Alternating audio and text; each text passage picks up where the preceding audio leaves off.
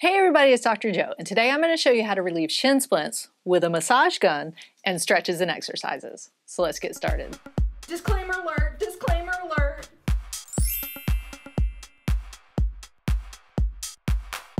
So some of the things that can cause shin splints is overpronation in the foot, also repetitive movements like jumping and running, and also excessive hip movement. So when we get into the stretches and exercises, I'll show you some stuff to help with that. So the massage gun that I'm going to be using today is the Mebak 3, and if you're interested in purchasing it, you can click on the link up there. So I'm going to start off with using the softer ball for a more superficial surface area. With shin splints, you have anterior shin splints and posterior shin splints. So they're different areas. You can have it in either. Sometimes people have it in both. This is the anterior shin splints where the anterior tibialis muscle is over the shin here. That's probably more common to get the anterior shin splints here, but you can also have posterior shin splints, which is more almost on the medial side or the inside of the foot ankle here, and it comes all the way up in here. So really when we're starting to work that, that's where we want to work those muscles. So I'll show you both, but when we're doing more of a superficial kind of following along the length of the muscle long ways, I like using this one because you don't want to push really hard. You just want to get that kind of nice movement in there. And so a lot of times when you're doing this, if you start lower, it's a slower bounce. I actually like going up a little bit higher because as you can see, it's a little smoother movement there. And so I'm just following along the length of the muscle, you know, all the way down here, all the way up in here. But you want to stay on the muscle because if you go onto the shin bone, see how it starts bouncing there and it's actually just a little bit uncomfortable. So I'm just kind of moving along where that muscle is. I'm not pushing hard at all. This particular massage gun actually has a pressure indicator and it kind of goes from green to yellow to red saying if you're pushing a little bit too hard. You don't need to push hard. That's going to do all the work for you.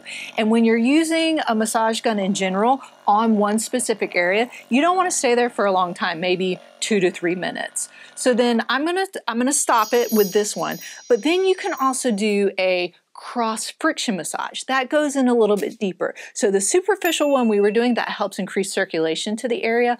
A cross friction massage actually helps prevent and break up scarring if you have some scar tissue in there from some of the small little micro tears in there. So I like using then, to get a little bit deeper, the one that's almost a little bit more pointy in there. And so a lot of times with massage guns in general, they come with a lot of different heads that you can change out that have for specific areas and specific things. So if I'm doing a little bit deeper, I want to get a little bit more. So let's say I'm a little bit tender right in there more than anywhere else. So I'm going to do that cross friction massage there.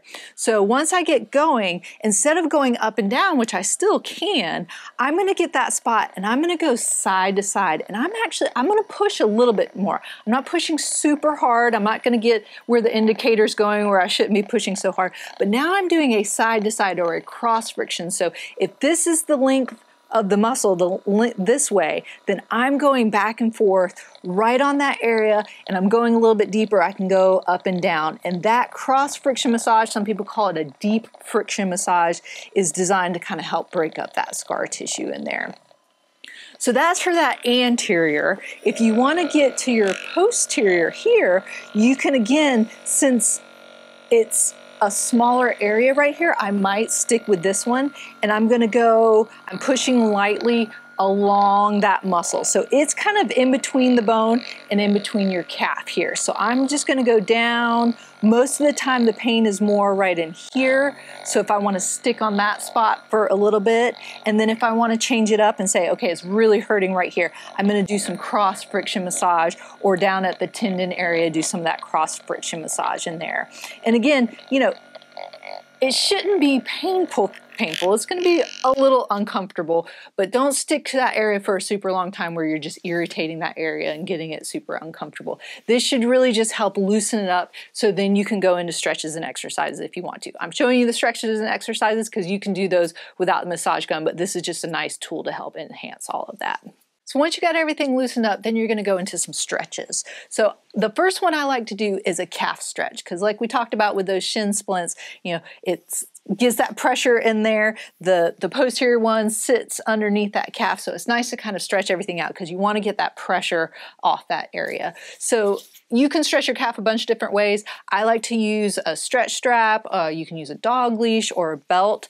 Just take a little loop and wrap it around about at the ball of your foot there. You don't want it on your toes because it'll probably slip off, and you don't want it too low because then you're not going to get that good stretch. So you want to try and keep your leg as straight as you can for the calf stretch.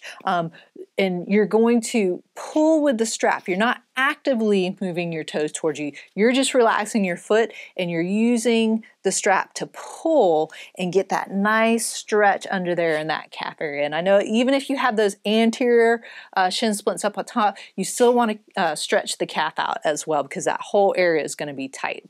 So just pulling till you feel a good, comfortable stretch, holding that for 30 seconds, relax, and doing that 3 times to get that nice good stretch in there. Some pretty easy ways to stretch out your anterior and posterior tibialis is just sitting on the edge of something. It can be your couch, it can be the bed, it can be a chair. And so what you want to do is for your anterior shin splints, you're going to get the outside of your foot down on the floor. So I'm kind of turning my foot in. That's what's going to help get that outside area or the anterior area. And so all I'm doing is now I'm just kind of pushing my foot down into the floor and I'm getting a nice stretch in that area. But the key is to turn that foot outwards so that outer portion of the foot is what's being pushed down.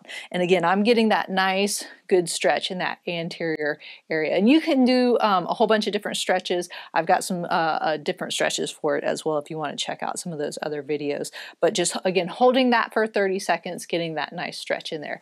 If you want to stretch the posterior tibialis, then you're just going to turn your foot the other way. Sometimes this is a little uncomfortable for people. The foot might want to try and cramp up a little bit. So don't feel like you have to push as hard for this one, and you're going to feel it. If they're tight, you're going to feel it. But now the big toe, or that first ray, is down on the floor. So going this way for anterior, going this way for posterior. And now same thing, I'm just kind of pushing the whole foot downwards. And now I'm feeling that on that inside of the shin area, or those posterior tibialis muscles right there. And so again, holding that for 30 seconds, doing that 3 times, taking that little break in between, getting that nice stretch in there. And then after you get those nice and stretched out, then you want to go into some exercises to kind of work the area. And so these are going to be for the hip, because like I mentioned in the beginning, sometimes it can be your hip mobility that's causing the shin splints. So you want to work on those areas as well. So just some super easy ones, lying down.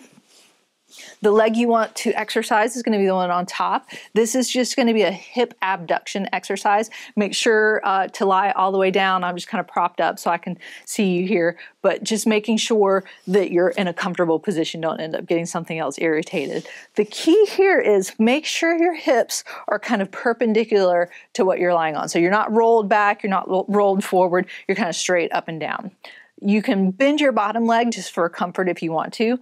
I'm going to pull up my toes to tighten my leg, but I'm going to lead with my heel. So my toes are going to be almost down just a little bit. And when I come up, I'm going to go slightly behind me. That's really going to get those hip abductors. So I'm coming up and back, and then nice and slow back down. Making sure that you're, comfortable, that it's not painful, but really trying to go backwards a little bit. I'll see sometimes people do this, but that's actually not working the muscles that you want to, especially if your foot's turned up. You want to turn it down, leading with your heel and going slightly behind you. And then the next one is just going to be a hip extension. So you're just going to roll over onto your stomach.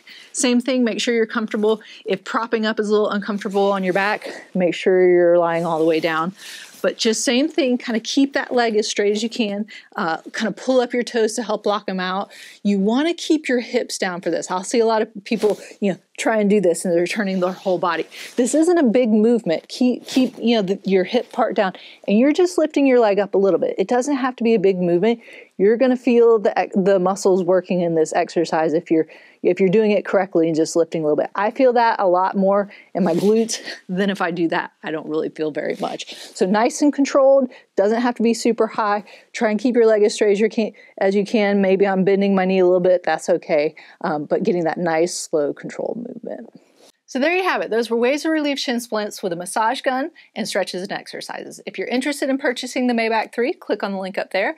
And don't forget to subscribe by clicking down there. And remember, be safe, have fun, and I hope you feel better soon.